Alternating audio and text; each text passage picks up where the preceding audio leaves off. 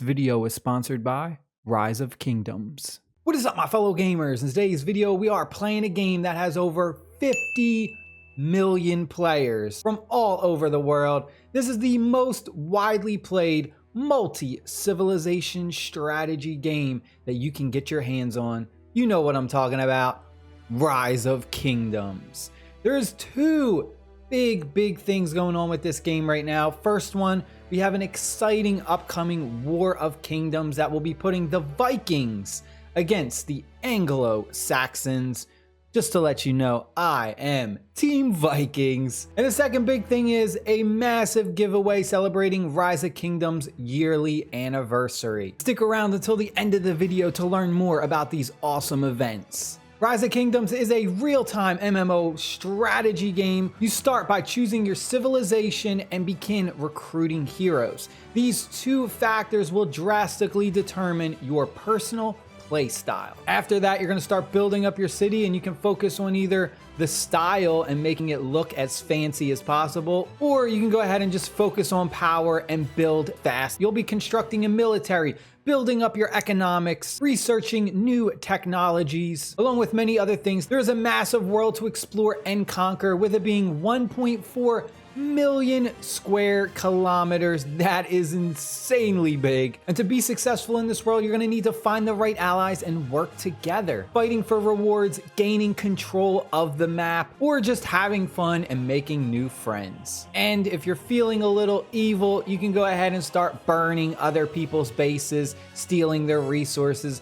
and letting them know who is the real top dog. Rise of Kingdoms is a true global warfare between players and alliances. Anything can happen when you are fighting to become the very best. So look out for betrayals, double crossings, and make sure you know who to trust. To celebrate the anniversary of Rise of Kingdoms, it's going big and you don't want to miss out. Go ahead and download the game now with the link below in the description box. Every download will increase the giveaway stakes, and you have a 1 chance out of 2 to receive the big shared prize.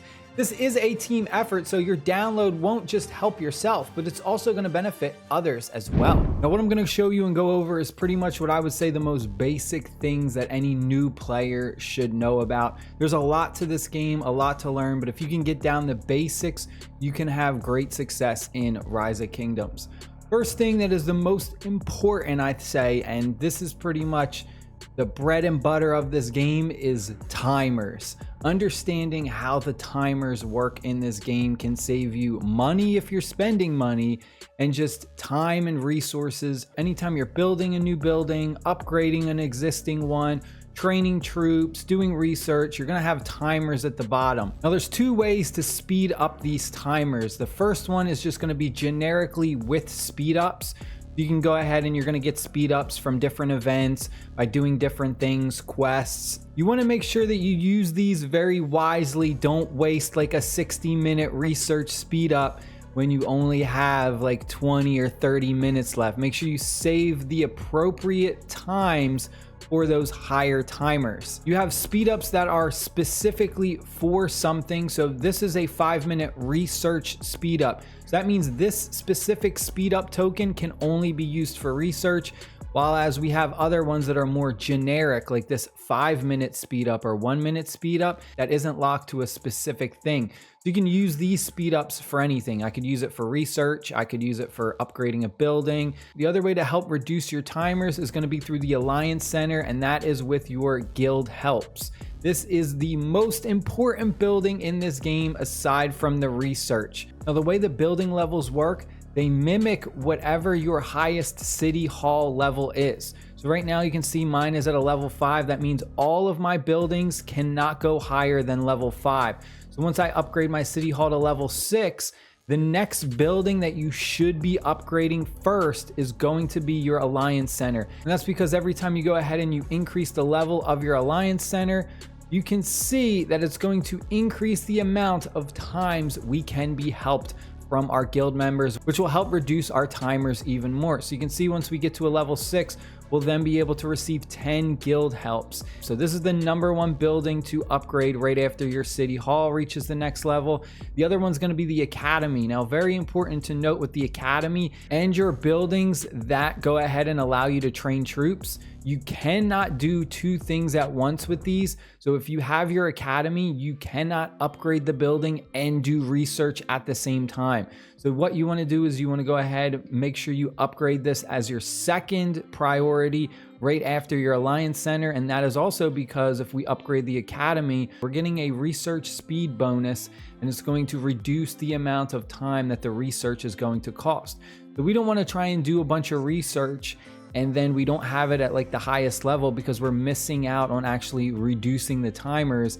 And if we don't do that, we're going to be wasting more speed ups in general. And because you can't do research and upgrade at the same time, the academy is a great building to use your speed ups on. Same thing with your barracks, archery range, anything that goes ahead and lets us train troops. If we're training troops, we cannot upgrade the building at the same time. So if we go ahead and we upgrade this building, this is a good time that we would want to use one of those building speed ups on one of these. So that way, again, we can jump into training troops and we're not just kind of wasting time. There's a lot of fog to uncover as a new player. Pretty much the entire map is covered, and you have to send your scout to uncover it so that way you can see the map better. Instead of going ahead and just clicking on the little squares and exploring them like one by one, just like whatever's nearest to you, what you actually want to do is you want to explore the furthest tiles away and do it in kind of like an obscure manner, not in like a straightforward manner. You want your scout to be kind of going in like diagonals, so that way you clear more of the fog. So right now my scout is all the way up here, and if I was to go ahead and just like clear one of these little sections, it's only going to clear this little bit and it's going to waste a lot of time. But if I go ahead and I want to send him over here, what it's going to do is he's actually going to track through in a diagonal manner, and he's actually going to clear all this fog on his way to clear his actual fog destination. So this is what you really want to do. It's going to help you go ahead and clear the fog so much faster instead of just going little corner by corner. He's going this way and he's going to clear all this extra fog because he's trying to get to his destination. So this is kind of like killing two birds with one stone, if you want to look at it that way. Now, as a new player, when you first start off, you're really not going to be doing a lot of PvP war against other live players. The early game is mostly about building up your base, building up your troops, going ahead, upgrading your commanders, learning what builds you want to go with, what commanders pair good together. And then you're going to do lots and lots of PvE content where you're going up against the barbarians. They're just going to search the barbarians and go ahead and attack them. There's a lot of events going on that can give you bonus resources.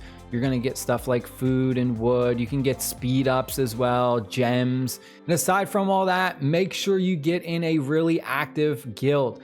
That is one of the most important, if not the most important thing to this game. Getting in an active guild and then working with your guild to go ahead and start building flags. You can see that my alliance has things already set up for goal 1 fast build. So this is where they're telling everyone to go ahead and build these flags at, so we can connect our territories and start to really control the map. Make sure you guys go ahead and download the game with the link in the description box for the anniversary event that is going on. Remember that every download will raise the giveaway stakes, and you will have a 1 chance out of 2 to receive the final shared prize. And this is a team effort, so going ahead and downloading the game will not only help you, but it's going to help others as well. Stay happy, stay safe, and I'll see y'all later. Peace.